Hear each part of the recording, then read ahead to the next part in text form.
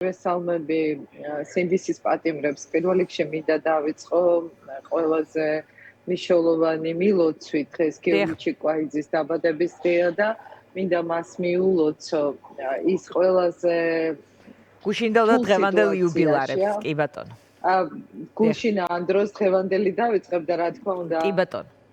დროს მიულოცა მე მქონდა შესაძლებლობა რომ ისთვის ხმა მიმეწვდინე ხარ ვარ საქართველოში და ამიტომ როცა დავბრუნდები პირადად მიულოცა ორივე მათგანს მაგრამ მინდა სიმხნევი არ აკლიათ მაგრამ უთხრა მაყურებელს რადგანაც ორივე საქმე ჩვენი მართლმსაჯულების სახლის იურიდიული დაცვის ქვეშ არის და ორივე საქმეზე ვაწარმოებ უშუალოდ ხელმძღვანელობას მინდა განსაკუთრებულად გამოვყო ორივე მათგანი და გიორგი იმიტოა კიდევ უფრო ემოციური ჩვენთვის რომ ის არის ერთადერთი ვინც ეტლით გადაადგილდება გლდანის აპრობილეში და მას არ შეუძლია დამოუკიდებლად გადაადგილება დღეს ირაკლი პაპიაშვილის ზრუნვის და მისი დახმარებით რომელიც მასთან ერთად იმყოფება ასევე უდანაშაულო დაკავებული ახალგაზრდა კაცი ის არის ძალიან მნიშვნელოვანი თანამესაკნე მისი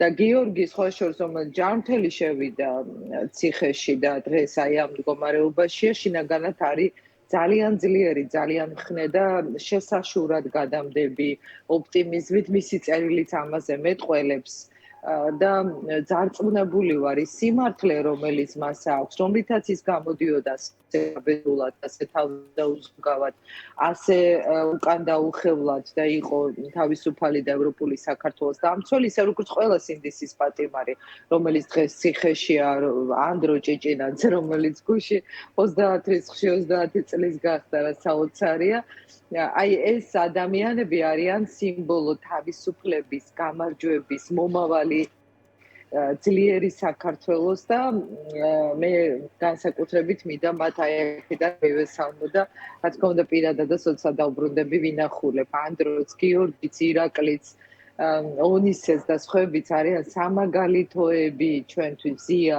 ელენე ყველა იმ ადამიანისთვის თაგონების წყაროა ვინც აი დღემდე ესე იბრძვის და დღემდე ვინც არ დაიღალა ამ ბრძოლაში დიახ ამით მინდა დამეწყო ეს მისალმება და ეხა უკვე რა შეეხება ამ საკადრო გადაადგილებებს და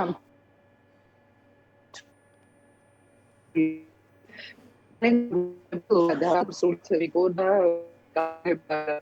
ფორმატი რომელსაც შინაარსი არა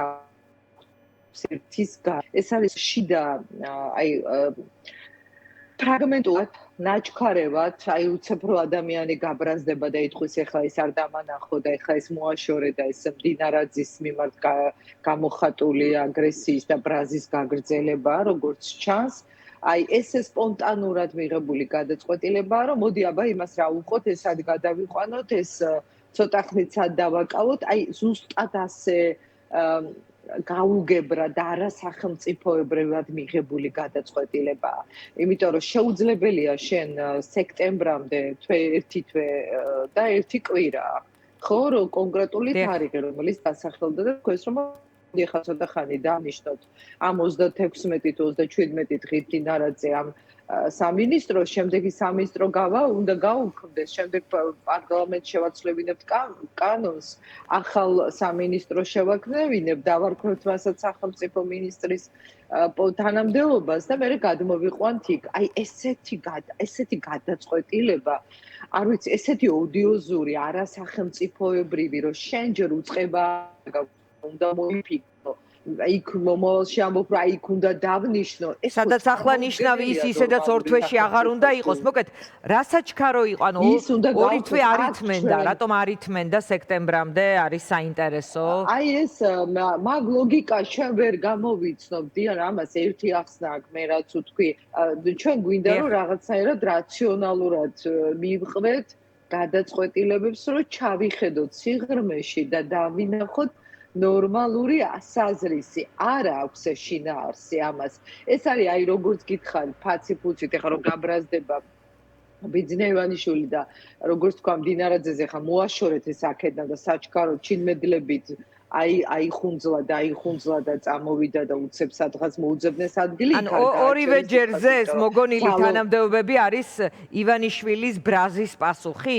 თუ ასე ბრაზობს ივანიშვილი, რატო ვერ შეელიენ საერთოდ ვთქვათ, დაემშვიდობდნენ შელეულია ეს უკვე ეს და იმიტომ რომ ჯერაც ერთი ეს დამშვიდობებაზე მეტია, მაგრამ იმიტომ რომ დინარაძე განსხვავებით ხვებისგან არც არასოდეს წინააღმდეგობას არ გაუწევს ბოლომდე, არ ვიცი, ყველაზე მორჩილი მსახური როგორი შეიძლება წარმოიდგინო იმ როლში იქნება და დარწმუნებული ვარ რომ შეეხვეწებოდა ვისაც შეიძლება კობახიძე რომელსაც ის არის საჭირო, იმიტომ რომ ბევრ რაღაცებში მას ტექნიკურ და იმ საქმეებში ალბათ სჭირდება და ეტყოდა რომ აი მოდი რაღაცნაირად ეს გარსი შეუფუთოთ რომ არ ჩანდეს ეს შიდა კონფლიქტები და რაღაცა ნელ-ნელა გადავიყვანოთ იქეთ. აი ეს არის უბრალოდ აი კობახიძეს ახასიათებს ეს ხელწერა უგემო და უნიჭოთ აფორმებს გადაწყვეტილებებს. რას დააშავებდა თქვენი აზრით დინარაძეზე ბრაზის მიზეზი რა არის? მაშინ ასე დავსვამ კითხვას. ნუ იქ ბევრი თემებია, ხა მე ვერ ჩავღრმავდები ამას, ალბათ ოდესღაც გაიგებს საზოგადოება, ყველაფერი მაინც მიდის შიდა სხვადასხვა ტიპის კორუფციულ სქემებთან და სხვადასხვა გადანაწილებებთან, ამიტომ ბევრი თემა, ბევრი ინფორმაცია ტრიალებს, მაგრამ ნაკლებად საინტერესოა პირადად ჩემთვის, იმდენად კარგად ვიცნობ ამ შიგ-თავს. უბრალოდ დინარაძე წარმოუდგენელია, ივანიშვილს დაეტოვებინა ისეთ სამსახურის ხელმძღვანელად, როგორც უსაფრთხოების სამსახურია. ეს რაღაც ეპიზოდურად გამოუვიდა კობახიძეს, მაგრამ მისი ყველა კადრი და განსაკუთრებით ძალოვან უწყებებთან იმ ადამიანების დაშვება, ვისაც არც ეს უწყებები ენდობა და არც ივანიშვილი დიდხანს ვერ მოხდებოდა. ამიტომაც ეს დინარაძის გადასვლა, გადმოსვლები, რაღაცა უწყებების შექმნა გაუქმებები, ეს არის უკვე კობახიძის უნიჭოთ, ესე ვთქვათ, მომზადებული, გარეგნული იერსახე. და ჩვენ ამას იმიტომ ვერ ვხსნით ლოგიკით და ვერც ახსნით ამას ლოგიკით, რომ ეს არ ხდება ესე სახელმწიფოებრივად, როგორც უნდა ხდებოდეს ქვეყანაში, რომ აი მთავრობა თუ იცვლება, რომელიმე უწყება თუ უქმდება, ახალი სამინისტრო ემატება, პარლამენტი სად არის? პარლამენტია კონსტიტუციით ის შტო, რომელიც აკონტროლებს მთავრობას და ამაზე კობახიძემ კი არ უნდა გითხრათ თქვენ მედიას და საზოგადოებას. პარლამენტმა უნდა თქვას, იმიტომ რომ საშინაო და საგარეო პოლიტიკის მიმართულებებს პარლამენტი განსაზღვრავს და ის უნდა ამბობდეს, რომ ეს უწყება ეხლა არ არის საჭირო, ეს კოორდინაცია, რომელზეც მე ძალიან ბევრი მაქვს თქვენთან ასაუბრები, სამართალდამცავების კოორდინაცია, ეს იყო აბსოლუტური ფარსი. საპნის ბუშტი მართლაც რომელიც არც კი შეიძლება და სერიოზულად მიგვეღო და დასრულდა ეს მითი. ასე დავსვამ კითხვას, შეიძლება თუ არა დიახ, ამას გაგრძელება ჰქონდეს პერსონალურად კობახიძის პოზიციის შემთხვევაში, ან ეს თქვა დინარაძის კადრები ასეც ცნობს თუ არა დღეს კონკრეტული სხვადასხვა უწყებები და შეიძლება თუ არა გაგრძელება ჰქონდეს ამ პროცესს ამ მიმართულებით. რასაკვირველია, უკვე დაძრულია ეს პროცესი და ეს დაიწყო მაშინ, როდესაც დაიწყო ღარიბაშვილის, ლილუაშვილის და მე შემდეგ მათთან დაახლოებული პირების მიმართ სისხლის სამართლებრივი დევნა, უკვე ეს კონფლიქტი იმდენად გადამდებია და შიგნით უკვე ღრმად არის ჩასული, იმიტომ რომ იქ დაჯგუფებები, იმის ჯგუფი, ამის ჯგუფი ასე შემდეგ და ეს იმდენად ერთმანეთთან გადაჯაჭვული პროცესი, ანუ ამას ივანიშვილი ვერ ჩაჭრეს. კი, გარეგნულად ახლა ესე ჩანს, რომ თითქოს არაფერი არ ხდება ისეთი, თითქოს ინარჩუნებს ძალაუფლებას, მაგრამ აი ამ შენარჩუნებას. როდესაც შენ ამდენად უნიჭოდ გისრულებენ შენი შემსრულებლები, აი ამ შენ გადაწყვეტილებას, ჩვენ რასაც ახლა თვალს ვადევნებთ, ხო? არ მომხდარა სახელმწიფოში მსგავსი გადაწყვეტილებები. ისეთ რამეს აკადრებენ და აჩვევენ საზოგადოებას, მაგრამ ვერც აჩვევენ. აი ეს ჯგუფი, არ ვიცი, აი ჯგუფი არ მინდა ხა ის სახელი უწოდო, რასაც იმსახურებენ.